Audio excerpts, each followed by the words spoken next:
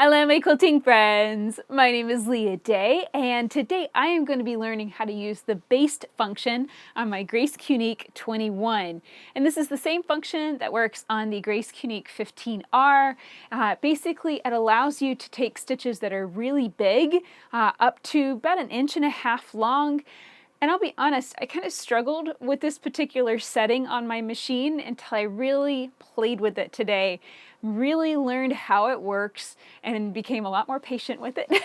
So let's troubleshoot this together as I baste my beautiful goddess quilt. So I'm going to get started here over on the edge, and we're going to just talk through the different basting settings and try them out. So right now I'm using a medium baste. And this looks like the stitches are about 1 inch to 1¼ inches long. And the reason why I sometimes find this, challenging is because the machine isn't stitching. You have this long length of time before it drops the needle in the down position. And that kind of throws me off a little bit. Now here we go. I want to show you small baste. And here's another thing that kind of throws me off too, is that whenever I stop, I'm used to the needle going in the down position. It doesn't when you're basting. So if you don't want the machine to wiggle around, you've got to always drop your needle yourself. Okay, so these stitches are with the small baste. They're about 1/2 inch long. These stitches are the long baste. And I don't think that there's a right or wrong, certainly not. It's good to have a nice variety. Let me go and dial this down so we have the small stitches. And you can see how much more you're going to get.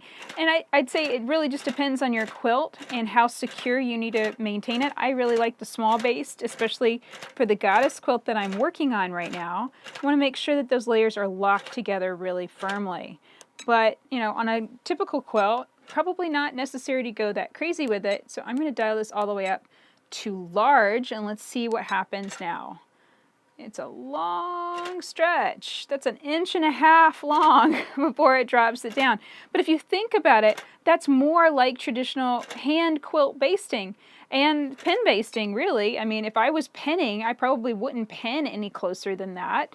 So that makes a lot of sense too. And I have had quilts where I did, a denser basting stitch, and I noticed I was getting kind of almost like a line on my finished quilt. It's like the line had kind of somehow become permanent.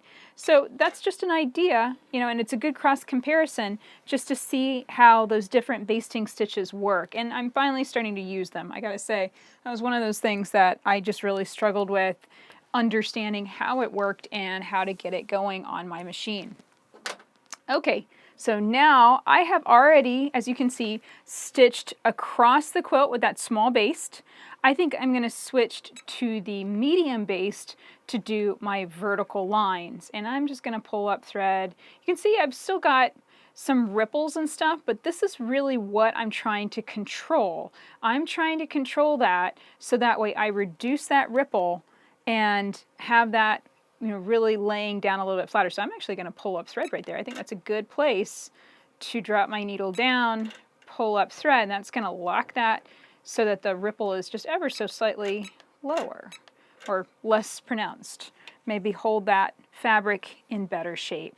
Okay, I'll hit start. Now I've got to anticipate that full 1 inch length before the needle drops down again.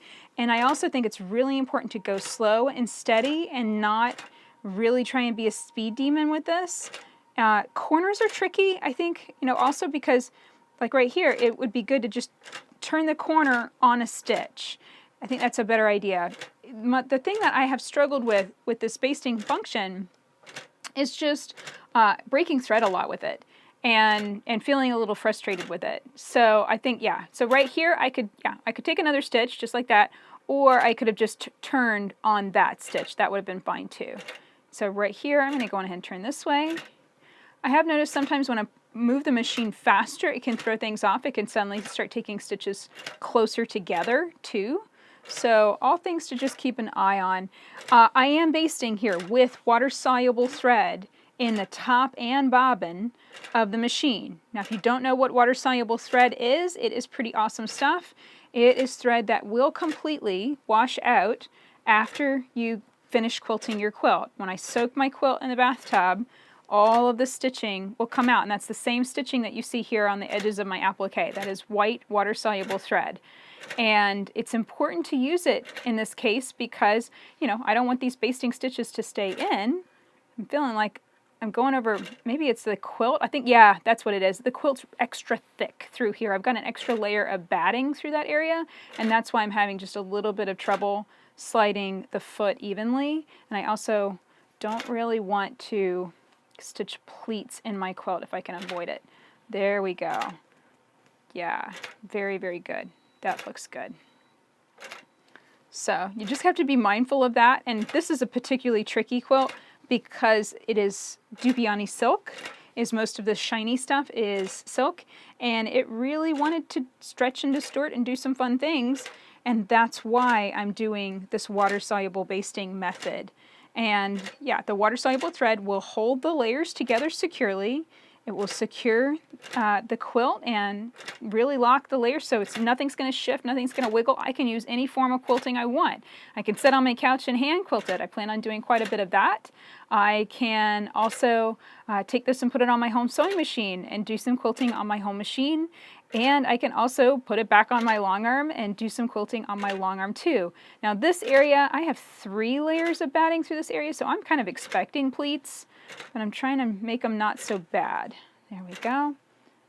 I'm just kind of squishing it flat with my hands, using my thumb and forefinger to spread that out. Obviously staying away from the needle. There we go. Yeah, so I just like the ability and the idea of being able to take my quilt off the frame and be able to quilt it however I want to. I'm thinking to stitch over these lines with walking foot quilting and definitely do some nice background fillers, and then I could do some ruler work and stuff on my long arm just as soon as I get my new ruler base in for this particular machine. So yeah, I think this is going to work out great. So that is pretty much it for basting. You see you have 3 different settings for your basting stitch, and it's just a matter of getting used to how far you have to pull the machine forward before it's going to make a stitch. It's just not going to make a stitch until you've gone that length. In this case, with the medium size, it's a good inch long stitch, and you just want to go nice and slow and steady. It's not a rush.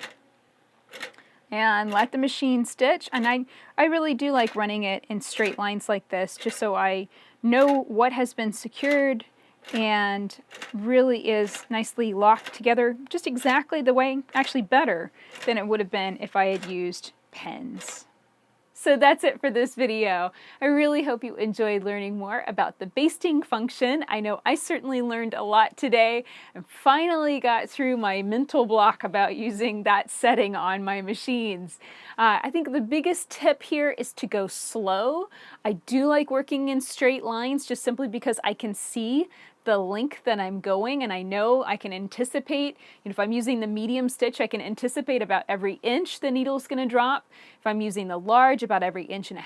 If I'm using the small, about every 1/2 inch, the needle's going to be dropping in the down position. And I think that really just helps to anticipate the machine movement more than anything else.